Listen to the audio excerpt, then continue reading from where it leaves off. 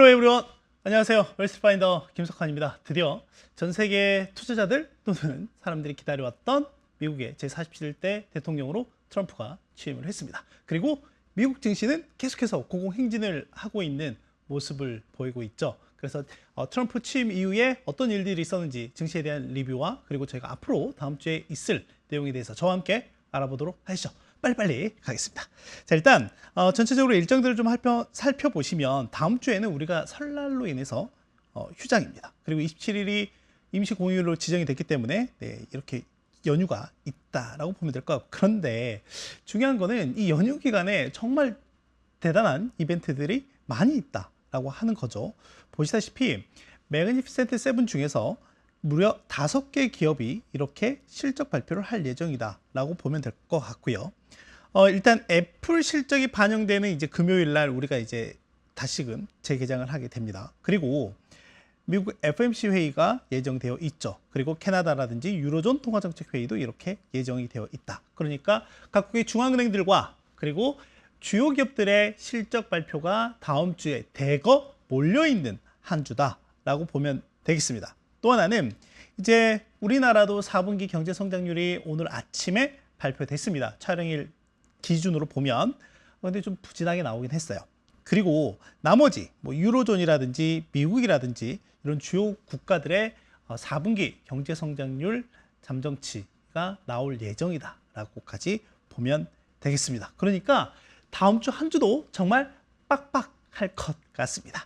시장을 간단하게 좀 보면 일단 트럼프 대통령이 미국의 제47대 대통령으로 취임을 하면서요, 천명한 게 있습니다. 미국의 황금기. 그래서 그걸 실현시키기 위한 미국의 우선주의가 가장 제1 국정 동력의 아젠다가 될 것이다 라고 얘기를 했고요. 이제 그러면서 트럼프 트레이드가 상당히 좀 구체화되는 모습도 좀 보였거든요. 그 내용 중에 특히 이제 취임식 연설에서 제조 부흥이라든지 뭐 여기에는 전통적으로 자동차가 들어가기도 했지만 여기에 이제 AI 이런 것들이 같이 포함이 됐다라고 보면 되겠고요. 또 하나는 우주 개발에 대해서 강조하는 모습이었습니다.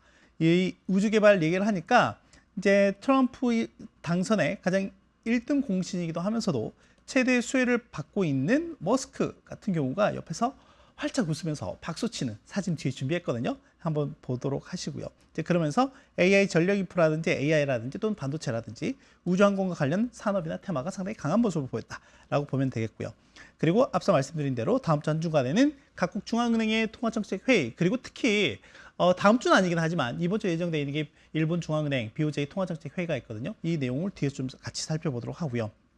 그리고 매그니피센트 7 중에서 5개 기업이 설 연휴 기간에 실적을 발표한다 까지 정리하면 되겠습니다. 바로 가시죠. 자, 이게 지금 도널드 트럼프 대통령 취임식의 일부, 제가 뭐 그래도 인상 깊게 봤던 부분의 사진을 좀 가져왔는데, 보면은 이 대법관 앞에서 이렇게 취임 연설, 선서를 하고 있는 모습을 좀 보면 될 것 같고요. 뒤에 뭐 제디 반스 부통령도 보이기도 하죠. 그리고 방금 말씀드렸던 것처럼 취임 연설 중에 트럼프 대통령이 이런 얘기를 합니다. 미국인을 태운 우주선을 화성으로 보내서 거기에 송도기를 꽂겠다, 이런 내용을 하니까 이렇게 엄지척하는 머스크의 모습도 있더라라고 하는 거죠. 자, 이렇게 보면 일단은 트럼프 대통령 같은 경우에는 미국에서 보면 징검다리 대통령, 그러니까 원래 저희가 이 트럼프 이전까지만 하더라도 그때가 이제 버락 오바마였잖아요. 보통 이제 버락 오바마 또는 그 전에 조지 W 부시 뭐 이런 식으로 8년 연속 이렇게 재임을 했었는데, 지금 트럼프 이후에 보면 4년씩 퐁당퐁당 그 재임 기간이 좀 상당히 좀 짧아지는 모습도 좀 보이고 있다라고 하는 거고, 이렇게 징검다리 대통령 한 단계 건너뛰어서 대통령이 된 거는 132년 만이다. 그러니까 이게 언제죠? 1885년 이후에 처음이다라고 보면 될 것 같습니다. 그리고 다음 내용을 한번 보면 그 이후에 트럼프 트레이드가 좀 더 구체적으로 나타나는 모습들을 보였다라고 하는 거죠. 이제는 이전, 그러니까 작년 11월 5일 이후 당선 이후에는 단순하게 어떤 정책들을 펼칠 것이다라는 이런 기대감들이 상당히 어떻게 보면 트럼프 트레이드의 중심이었다라고 하면은, 이제는 뭔가 구체적인 내용들이 나오고 있다라고 하는 거죠. 이제 그 중에 하나가 AI와 관련해서는 스타게이트라고 하는 프로젝트를 시작을 했습니다. 이 스타게이트라고 하는 게 뭐냐면 오픈 AI라든지 소프트뱅크, 오라클 등 주요 기업들이 모여서 합작회사, AI 관련한 합작회사를 만든 거다라고 보면 될 것 같고요. 그래서 여기에는 AI 인프라 구축에 앞으로 당장 이제 초기에는 한 1,000억 달러 정도가 투자가 되고요. 앞으로 5천억 달러, 이거 우리나라 또 따지면 700조 원이 넘는 돈입니다. 네, 어마어마한 돈이 투자가 될 것이다 라고 하는 거고요. 그리고 취임 연설 중에서 우주 탐사 부분과 관련해서 말씀을 좀 드렸다고 했죠. 그래서 화성의 유인 탐사 이런 거 보내겠다라고 하니까 여기 보면 우주 항공과 관련한 ETF가 상당히 그 당일 취임식 당일 이후에 첫 거래일에 강한 모습을 좀 보였다. 그리고 그 안에 속해 있는 기업들의 당일 주가 움직임만 보면 뭐 레드와이어 이런 기업들은 50% 넘게 올랐고요. 비아셋, 로켓캡, 인투이티브 머신 뭐 이런 기업들도 보면 이 30%의 상당히 강한 모습들을 좀 보였다라고 하는 거고, 또 하나는 인프라와 관련해서 보면 이게 이제 보면은 원자력 발전으로 이렇게 되어 있기는 하지만 실질적으로는 전력, 인프라, 유틸리티 이런 쪽과 관련되어 있는 기업들이다라고 보면 되겠고요. 그러다 보니까 이 기업들도 상당히 강한 주가의 모습을 보였다라고 보면 되겠습니다. 이렇게 긍정적인 부분이 있었던가 하면 반대의 모습도 있기도 했었습니다. 특히 지금 미국 같은 경우 트럼프 대통령 같은 경우 화석연료, 탈화석연료가 아니라 화석연료를 지향하죠. 친화석연료이죠. 그러다 보니까 drill, baby drill이라고 하는 정책을 펼칠 것이다 라고 하는 거죠. 이거는 뭐냐면 미국 내 매장되어 있는 원유와 천연가스 생산을 더 늘리겠다라고 하는 거예요. 그래서 이걸 통해서 미국의 에너지 가격을 안정화시키고 이걸로 인해서 전체적으로 인플레이션의 하방 압력을 높게 만들어 가겠다라고 하는 거죠. 그래서 이 정책을 펼치다 보니까 전체적으로는 최근 들어서 유가의 움직임이 좀 다소 지난주까지와는 달리 부진한 모습을 좀 보이고 있더라라고 하는 거고, 또 하나는 지금 시총 1위 자리가 바뀌었습니다. 엔비디아가 시총 1위로 올라섰고요. 애플이 지금 2위로 내려앉아 있는데 올해 들어서 가장 부진한 매그니피센트 7 중에서 가장 부진한 주가 퍼포먼스를 보이고 있는 게 애플입니다. 보면 일단 중요한 게 아이폰이나 아이패드와 같은 주요 제품의 판매 부진 또는 비즈니스에 대한 향후 불확실성 이런 부분들이 좀 더 시장 내에서는 좀 부정적으로 나타나고 있는 상황이고, 월가 주요 IB들 내에서도 이 부분들을 좀 포커스를 맞춰서 투자 의견이라든지 목표 주가를 다소 하향 조정하는 모습이 좀 나타났다라고 하는 거죠. 그래서 여기 보면 애플과 관련한 ETF가 좀 약세의 모습으로 보였고요. 방금 말씀드린 대로 원유와 관련한 그리고 그 안에 소속되어 있는 기업들의 주가가 좀 다소 부진한 모습을 보였다라고 정리할 수가 있겠습니다. 이게 지금 글자가 좀 작아서 화면상은 좀 잘 안 보이실 텐데 트럼프 대통령이 취임 연설을 한 내용을 좀 요약해 놓은 내용들입니다. 그래서 이거는 좀 더 화면을 좀 크게 보시던가 또는 첨부해드린 살펴보시면 좋을 것 같다라고 말씀을 좀 드리고 싶고요. 지난 한 주 동안 보면 방금 AI 전력 또는 인프라와 관련한 부분들이 좀 이슈가 되다 보니까 보시다시피 산업재, IT 이런 섹터가 상당히 강한 모습들을 좀 보였다라고 보면 될 것 같고요. 그리고 반대로 아까 유가가 최근 들어서 4, 5일 연속 하락하고 있는 모습을 보였다라고 말씀드렸잖아요. 그래서 에너지 섹터가 전반적으로 좀 부진한 모습을 보였다라고 하는 거고요. 주요 기업들 중에서는 엔비디아가 실제 CES 끝나고 난 다음에는 다소 좀 부진한 모습을 보였지만 지난 한 주 동안 거의 8% 가까운 상승의 모습을 보였다라고 하는 거죠. 아까 최대 5천억 달러가 투자가 될 스타게이트 프로젝트 같은 경우도 보면 궁극적으로는 가장 큰 수혜를 받을 것으로 예상되는 기업이 바로 엔비디아이기 때문에 그렇다라고 보면 되겠고요. 뭐 테슬라, 애플 같은 경우가 좀 부진한 모습을 보였는데 일단은 트럼프 행정부 같은 경우에는 친환경차, 즉 전기차에 주는 세액공제 보조금을 폐지하겠다라고 하는 것들이라든지 또는 저희가 보통 이제 배터리를 만드는 회사들에게 줬던 세액공제 이런 프로그램들이 있었는데 그런 것들을 대거 다 철회하겠다라는 내용들이 좀 나오면서 관련 특히 전기차 밸류체인에 대한 주가 하방 위험이 좀 더 높게 나타났다라고 하는 거고, 애플 같은 경우는 앞서 말씀드린 부분을 좀 더 눈여겨서 보시면 좋을 것 같습니다. 자, 이번 주에 이제 이 영상이 올라가는 시점이 금요일입니다. 그러면 그 시점쯤에 일본 중앙은행의 통화정책 회의 결과가 나올 겁니다. 그런데 지금 시장에서는 25bp 정도 올릴 것을 가장 높게 보고 있는 상황이다 라고 보면 될 것 같고요. 자, 그러면 최근에 한번 흐름들을 보시죠.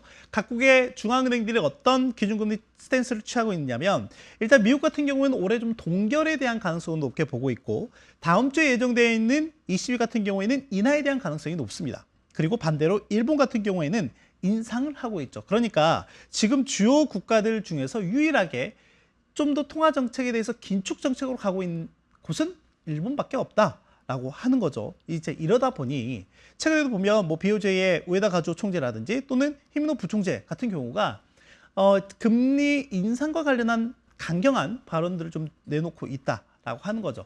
그렇게 되면 어떻게 되죠? 미국 같은 경우에는 지금 동결이긴 하지만 어찌됐건 지난 9월부터 금리를 인하하고 있는 기조이고요. 일본 같은 경우는 반대로 이렇게 금리를 인상하고 있는 구간이기 때문에 이 격차가 점점 어떻게 되죠? 축소가 되고 있는 상황이죠. 자, 그러면 과거에 미국과 일본의 금리 차가 시장에 미쳤던 영향이 어땠는지를 한번 볼 필요가 있다라고 하는 거죠. 보시면 대체적으로는 이 미일 금리 차가 축소가 되는 과정들, 이런 과정들에서 증시의 변동성이 좀 다소 확대되는 경향이 있었다라고 하는 거예요. 자, 그런데 지금 같은 경우도 보면 미일 금리 차가 가파른 속도로 줄어들고 있는 과정에서 보면 증시, 특히 미국 증시에 상당한 강한 상승의 모습들이 좀 나타나고 있기도 하죠. 물론 과거에 이런 움직임들이 그랬다고 해서 당장 앞으로도 그렇게 될 것이냐, 그건 아니긴 합니다. 그런데 이제 불과 저희가 언제가 있었냐면 지난 8월 달에 이런 부분들이 좀 분명히 있었다라고 하는 거죠. 8월 달 같은 경우에도 보면 그 전에 일본 중앙은행이 기준금리 인상을 했고 달러엔 환율이 161.8까지 갔던 게 140엔 초반까지 상당히 급하게 빠졌었고, 이게 어떻게 보면 미국 빅테크를 중심으로 한 주요 기업들의 주가 변동성 확대 움직임으로 좀 나타났었다라고 하는 거죠. 그리고 그 중심에는 어떤 게 있었냐면 엔캐리 트레이드라고 하는 부분들이 좀 있었습니다. 물론 지난 7월, 8월, 9월까지 오면서 이런 부분들이 상당히 부담이 경감이 된 건 맞다. 그리고 이미 한 차례 또 학습 효과를 겪었기 때문에 우리가 그에 대한 준비는 좀 되어 있을 가능성이 높다라고 볼 수가 있겠습니다. 그렇기 때문에 이번에 혹시나 기준금리 인상을 한다고 해서 일본 중앙은행이 기준금리 인상한다고 해서 증시의 변동성이 확대될, 초래될 가능성 자체는 그렇게 높지 않을 가능성이 높다라고 하는 게 현재 시장의 전반적인 컨센서스다라고 보면 될 것 같습니다. 그리고 지금 보면 일본의 물가 상승률이라든지 또는 임금 상승률 이런 부분들을 보면 일본 중앙은행이 목표하는 2%를 좀 크게 상회하고 있는 모습들이 있다, 지속되고 있는 상황이다. 그렇기 때문에 이런 관점에서 보면 앞서 말씀드린 대로 일본 중앙은행의 기준금리 인상 가능성이 좀 더 높게 점쳐지고 있는 상황이다라고 정리를 할 수가 있겠습니다. 자, 그리고 FOMC를 한번 보도록 하죠. 일단 방금 보신 대로 미국 같은 경우에는 상당히 강한 경제의 펀더멘털을 갖고 있고, 이게 기업들의 이익 펀더멘털 개선으로 그대로 좀 나타나고 있는 상황이다라고 하는 거죠. 그래서 어떻게 보면 지금 올해 전체적으로 연준의 금리 인하에 대한 기대가 상당히 낮아져 있는 상황은 맞습니다. 그리고 그 요인 중에 하나가 바로 이 성장에 대한 기대감이 있더라라고 하는 거고요. 그리고 또 하나, 저희가 작년 이제 9월 이후부터 보면 미 국채 10년물 금리가 계속해서 고공행진하는 모습도 좀 보였었잖아요. 그랬을 때 이렇게 그러면 국채 금리가 올라가고 있는 동인이 뭐냐, 요인이 뭐냐라고 하는 걸 하나씩 이렇게 브레이크다운, 즉 구체화해 보면 방금 말씀대로 이 성장에 대한 기대감이 하나가 있을 것 같고요. 또 하나는 이제 불확실성이라고 하는 거죠. 뭐 이거는 여러 갈래의 불확실성이 있습니다. 가장 대표적인 게 여러분께 많이 들어보셨던 게 트럼프 2.0에 대한 이런 부분들이라든지 또는 이런 부분들에서 나타날 수 있는 뭐 재정에 대한 우려라든지 등등 이런 것들이 대부분 다 불확실성으로 반영이 되고 있더라라고 하는 거고, 특히나 12월 이후부터 보면 이 성장에 대한 기대감보다는 불확실성에 대한 기대감이 10년물 국채 금리 상승을 견인하고 있는 요인 중에 하나다라고 하는 거죠. 자, 그렇다라고 하면 앞으로 이제 그동안 불확실성이 커졌던 부분들이 이제는 점차 해소될 가능성이 높아질 것이다라고 하는 거죠. 이제 뭔가 이제까지는 말로만 했던 것들이라고 하면 이제는 뭔가 본격적인 액션을 취할 거기 때문에 그렇다라고 하는 거죠. 그렇다라고 하면 앞으로 불확실성이 좀 더 해소될 수 있는 기대감이 커질 가능성이 높다. 그렇다라고 하면 요 높게 형성이 되어 있는 10년물 국채 금리의 하방, 즉 추가적인 하락의 가능성도 높게 열려 있는 상황이다라고 볼 수가 있겠습니다. 다만 여전히 성장에 대한 강한 기대감, 그리고 기업들의 이익 성장에 대한 모멘텀, 그리고 강력한 소비자들의 지출, 이런 것들을 기반으로 봤을 때는 과거 사이클만큼 금리 인하가 순조롭게 진행되지 않을 가능성이 높다라고 하는 것은 알고 계시면 좋을 것 같고요. 이런 부분들이 실제 베이지북에도 그대로 나타났습니다. 10월부터 12월까지 진행된 연말 할리데이 쇼핑 기간 동안에도 보면 이미 각 지역의 연주들도 어떻게 보고 있냐면 예상을 뛰어넘는 강력한 홀리데이 매출이 있었다라고 하는 거죠. 그리고 이게 결국 이제 소비가 상당히 강하다라고 하는 거고 이게 전체적으로 GDP 성장을 기여하고 있는 부분이다. 지금 4분기 GDP 성장률 추정치가 3%가 찍히고 있는 상황이다라고 보면 되겠습니다. 반대로 우리나라는 0.1% 나왔습니다. 자, 또 하나는 매그니피센트 세븐을 중심으로 해서 다음 주에 5개의 기업이 실적 발표를 한다라고 말씀을 드렸죠. 지금 전체적으로 4분기 이익 성장률 전년 동기 대비 얼마만큼 성장할 것이냐에 대한 내용을 보면 매그니피센트 세븐은 대략 21.7% 이익이 성장할 걸로 보고 있고요. 다른 493개 기업은 9.7% 성장할 걸로 보고 있습니다. 그럼 이제 올해는 어떻게 될 거냐에 대한 추정치도 볼 필요가 있는데 지난주에 제가 보여드렸던 것들 중에서 매그니피센트 세븐 같은 경우는 올해는 좀 이렇게 둔화가 될 것 같고요. 반면에 나머지 493개 기업들 같은 경우에는 이렇게 올라올 것 같습니다. 성장률 자체가 말씀을 드렸잖아요. 그런 흐름에서 보면 나머지 493개 기업들은 하반기로 가면 갈수록 이 성장률에 대한 모멘텀이 좀 더 강해지는 모습을 보일 걸로 예상이 되고요. 반면에 매그니피센트 세븐 같은 경우에는 작년 상반기만큼의 성장률은 아니긴 하겠지만 여전히 높은 수준의 성장률을 보일 걸로 예상을 할 수가 있을 것 같습니다. 그렇기 때문에 결국에는 전반적으로 좋아지는 모습이 기대가 됐다라고 하는 거고요. 이번 4분기 이익 성장 기여도만 놓고 보면 이 중에 알파벳이나 아마존이나 엔비디아 이 3개가 상위에 랭크되어 있는 상황이다라고 정리를 할 수가 있을 것 같고요. 29일에 테슬라, 메타, 마이크로소프트, 30일에 애플, 31일에 아마존 실적 발표가 장마감 이후에 있을 예정이다라고 보면 되겠습니다. 자, 그리고 지난주부터 제가 시작한 게 있죠. X에 나온 내용 중에 긍정적인 것과 부정적인 것 하나하나씩 소개하는 시간인데 긍정적인 건 뭐냐면 앞서 저희가 페이스북에도 나온 내용 중에 미국의 소비자 지출이 예상을 훌쩍 뛰어넘었다. 연말 할리데이 때.